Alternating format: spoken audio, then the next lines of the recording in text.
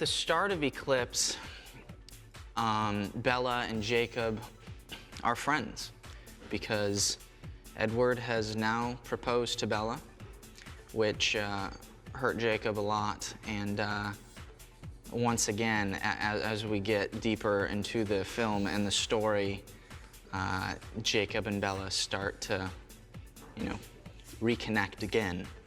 So I like to think of Eclipse as the height of the love triangle. Bella is the reason that Victoria's mate James was killed in the first movie. And now Victoria is looking for revenge, and she's going straight after Bella. And it is Edward and Jacob's job to team up and protect Bella. In New Moon, Jacob's view of Edward, I mean, he hated Edward with a passion. He hated him. And now in Eclipse, when he's forced to team up with Edward to protect Bella, it forces him to, get to know Edward a little more and what's going on in his mind. And the scene is the tent scene, and that's where Jacob and Edward have a heart-to-heart talk while Bella is supposedly sleeping. And I realize, which I think this is completely fair, that Edward gets to read my thoughts. So he understands everything that's going on inside of my head, but I have no idea what's going on inside this other dude's head. So I ask him to let me in. I'm like, look, if you can pick through my brain, then you better let me pick through yours. Sam is the alpha male.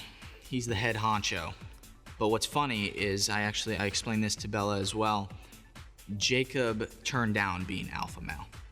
It's a lineage thing, and Jacob turned that down and handed the throne over to Sam. So Sam now is our alpha male, and then you got Jacob, you got Paul, who's the hothead. That's what we like to call him. Jared, who is more of the funny guy. He's played by Bronson, and Bronson's a total jokester, prankster. So I mean, that's perfect.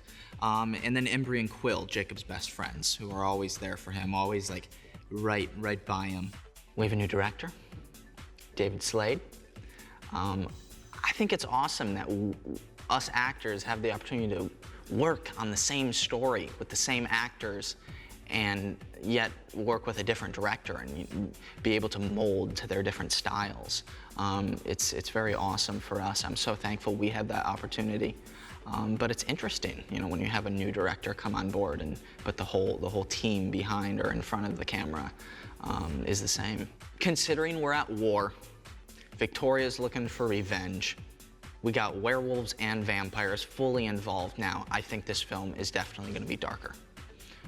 And there's not a better choice out there than David Slade for that.